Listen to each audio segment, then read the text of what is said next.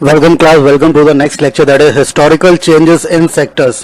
तो पास्ट से बात करें, हिस्ट्री से बात करें तो हिस्ट्री में शुरू से अब तक ये सेक्टर्स में क्या बदलाव आया है, पहले क्या था अब क्या था, है ना। इन पे बात करें तो हमको समझना होगा कि मतलब ये सेक्टर्स की शुरुआत कैसे हुई।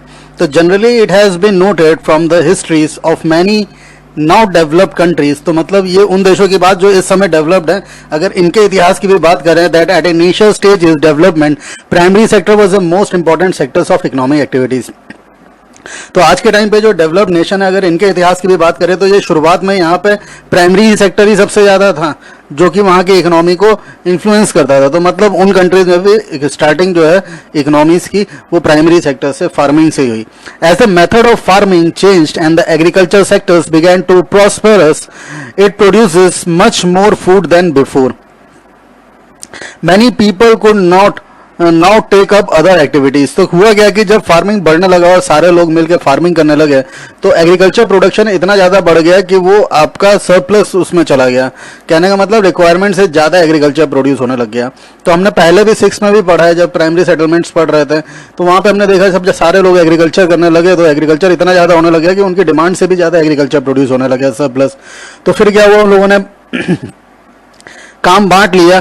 फिर अब एग्रीकल्चर कुछ लोग प्रोड्यूस करते थे और बाकी लोग अदर वेरियस एक्टिविटीज में इवॉल्व हो गए। तो वही वो बता रहे, it produces much more food than before, many people could not take up other activities. तो अब कुछ लोग जो है वो दूसरी एक्टिविटीज को ले सकते थे क्योंकि एग्रीकल्चर की प्रॉब्लम नहीं रही। There was increasing number of crafts person and traders. तो अब कौन कौन से लोग दूसरे एक्टिविटीज में कहाँ पे जाने लगे, क्राफ्ट्स में, ट्रेडर्स में, है ना। क्राफ्ट पर्सन मतलब वो अलग अलग वेरियस जितने भी क्राफ्ट्स है उनको करने लगे, या वो ट्रेडर्स बन गए। Buying and selling activities increase many times. अब क्योंकि जो एग्रीकल्चर है वो इतना ज़्यादा हो गया था कि अब लोग वेरियस एक्टिविटीज में इन्वॉल्व होने लगे, तो अब लोग जो है वो बाइंग और सेलिंग एक्टिविटीज भी बढ़ने लगी, खरीदना और बेचना भी शुरू हो गया।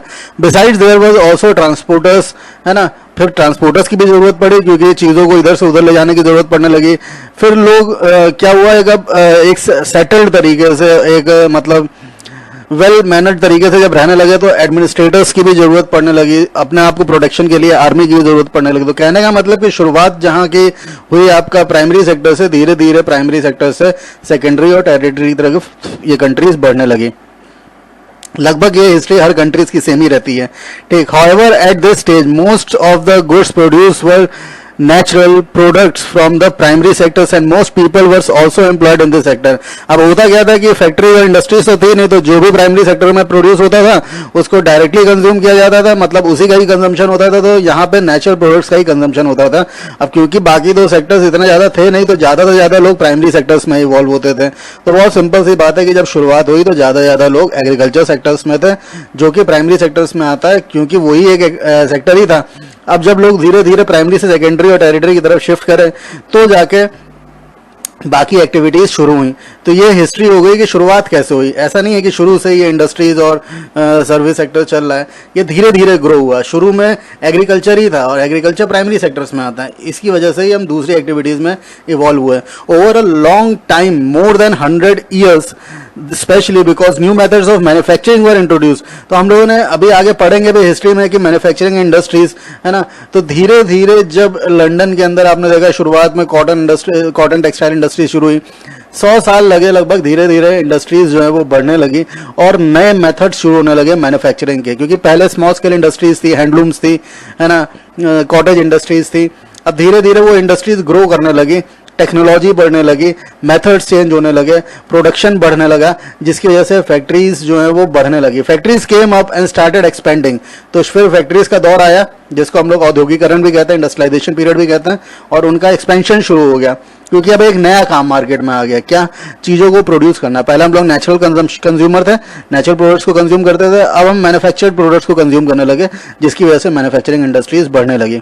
तो those people who had earlier worked on farms now began to work in the factories in large number.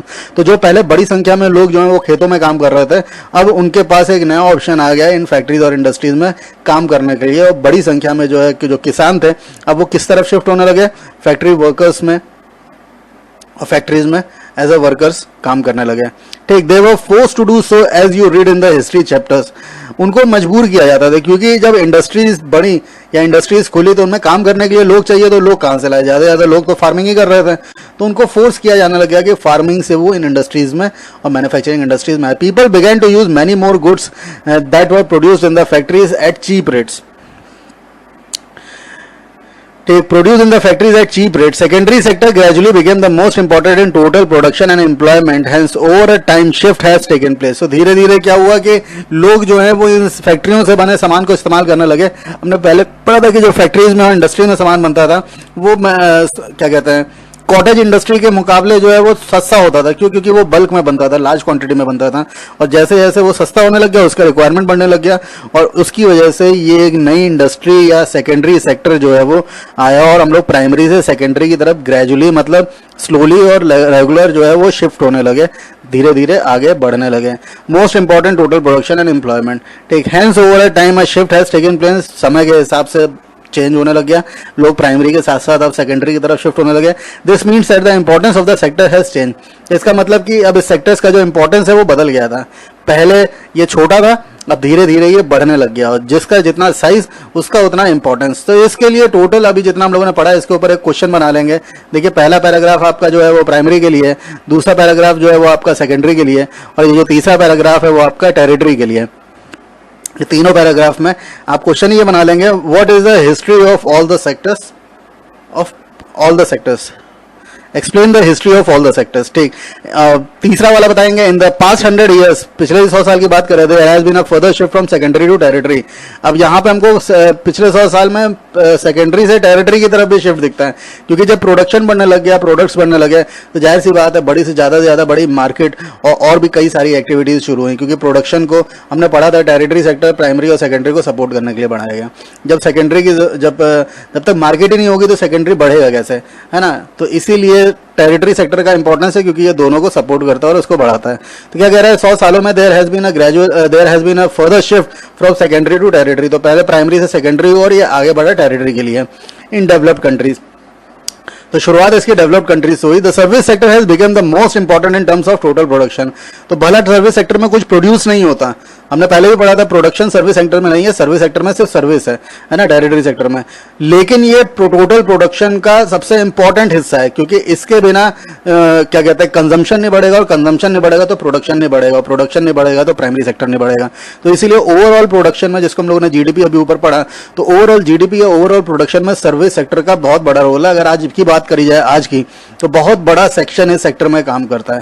ठीक, इंडिया में most of the working people are also employed in the service sector. तो मैंने बताया ना, बहुत बड़ी संख्या में लोग जो है इस सर्विस सेक्टर्स में इवॉल्व हैं। कल हम लोग लिस्ट भी बना रहे थे कि सर्विस सेक्टर में कौन कौन से काम आते हैं, है ना? तो हम लोगों ने देखा कि जितने भी वर्क आपका प्रोडक्शन और प्राइमरी सेक्टर्स में, एग्रीकल्चर या अदर वेरियस एक्टिविटीज को छोड़ के बचे, वो सारे आपका सर्विस सेक्टर या टेरिटरी सेक्टर्स में आते हैं। This is general pattern observe in the developed countries. तो ये जो हम लोग ने अभी पढ़ा, अपना प्राइमरी से सेकेंडरी शिफ्ट और सेकेंडरी से टेरिटरी शिफ्ट, ये एक जनरल पैटर्न है जो लगभग सारे डेवलप्ड कंट्रीज में देखने को मिलता है। डेवलपिंग कंट्रीज अभी इसी पैटर्न के कहीं बीच में है ना। तो what is the total production and employment in the 3 sector in India. ठीक, तो हम लोगों ने पढ़ लिया टोटल प्रोडक्शन किस पे डिपेंड करता है, तीनों सेक्टर्स पे डिपेंड करता है, और ये तीनों सेक्टर्स, पहले दोनों सेक्टर्स को टेरिटरी सेक्टर सपोर्ट करता है। ठीक, तो अब ये जो टोटल प्रोडक्शन है, what is the total production and employment in 3 sectors in India. तो इंडिया के अंदर इसके क्या हालात है। Over the years there have been a change similar in the pattern observe for the developed countries. तो जैसे डेवलप्ड कंट्रीज में देखा गया प्राइमरी से सेकेंडरी की तरफ शिफ्ट हुआ, सेकेंडरी से टेरिटरी की तरफ, तो इंडिया में भी सेम ऑब्जर्वेशन ही हुआ है। We shall see in this next section. तो अगर इस शिफ्ट को समझने के लिए हम लोग थोड़ा सा आगे बढ़ते हैं, primary secondary and territory sector in India, ये खाली ग्राफ है इसीलिए हम लोग इसको डिस्कस करने जो अगला टॉपिक आपका rising importance of the territory sectors in production, इसको नेक्स्ट लेक्चर में कवर करेंगे। तो अभी तक हम लोगों ने जो हिस्ट्री में पढ़ा था, history of goods and services में पढ़ा था सेक्टर्स में, तो हमने देखा प्राइमरी से सेकेंडरी, सेकेंडरी से टेरिटरी, ये लगभग हर डेवलप्ड कंट्रीज में शिफ्ट हो रहा है। फिर वो पूछता है कि इंडिया के अंदर क्या हाल है। तो graph 1 shows the production of goods and services in the 3 sectors. Take this is shown in 2 years, 1973 से 74 का दिखाया, 1973 से 74 मतलब बहुत पहले का, और उसके बाद ये 30 साल के बाद लगभग दिखाया है 73 से 83, 93, 40 साल बाद का दिखाया है आपका। You can see how total production has grown over the 40 years, तो 40 साल के बाद का दिखाया है। तो ये जो येलो दिख रहा है ग्रीनिश टाइप का, ये आपका टेरिटरी है, रेड आपका सेकेंडरी है, ब्लू आपका प्राइमरी है। अगर आप देखेंगे 73, 74 मतलब 40 साल पहले, तो आप देखेंगे ये 55 लाख करोड़ की बात कर रहा है, करोड़ भी नहीं था, ओवरऑल प्रोडक्शन या जीडीपी की बात करें, जिसमें सबसे बड़ा रोल जो है आपको ब्लू दिखेगा और इधर आपको छोटा सा रेड दिखेगा, क्योंकि इंडस्ट्रीज बहुत कम थी हमारे यहाँ पे शुरू से। हमारे यहाँ पे सर्विस सेक्टर फिर ज़्यादा था, ठीक, इंडिया की अगर बात करें तो। और यहाँ पे आप देखेंगे तो बहुत ग्रेजुअल शिफ्ट हुआ है। 55 लाख करोड़ जो है आपका टोटल चला जा रहा है प्रो इकोनॉमी में पार्टिसिपेशन तीनों सेक्टर्स का, जिसमें बहुत बड़ा हिस्सा आपका सर्विस सेक्टर का है। तो इसका मतलब कि हमारा जो प्राइमरी है, ठीक, उससे हमारा सेकेंडरी बढ़ा, और उसके बाद आप देखेंगे बहुत बड़ा सेक्शन इंडियन पॉपुलेशन का आपका सर्विस सेक्टर में इवॉल्व है। तो ये हमको ग्रेजुअल शिफ्ट दिख रहा है। तो यही वो बता रहा है कि शुरू से मतलब पास्ट से अभी तक में यही शिफ्ट हुआ, हम लोग प्राइमरी से सेकेंडरी की तरफ बढ़े, सेकेंडरी से टेरिटरी की तरफ बढ़े। तो आई होप ये ग्राफ देख के आपको समझ में आ रहा होगा, ठीक। इसके फिगर्स आप लोग देख लीजिएगा, नीचे कई जगह पे कुछ क्वेश्चंस पूछे, उन क्वेश्चंस को करिए। अगला टॉपिक आपका rising importance of the territory sector, इसको हम लोग नेक्स्ट लेक्चर में कवर करेंगे। तो ठीक है, थैंक यू गाइज।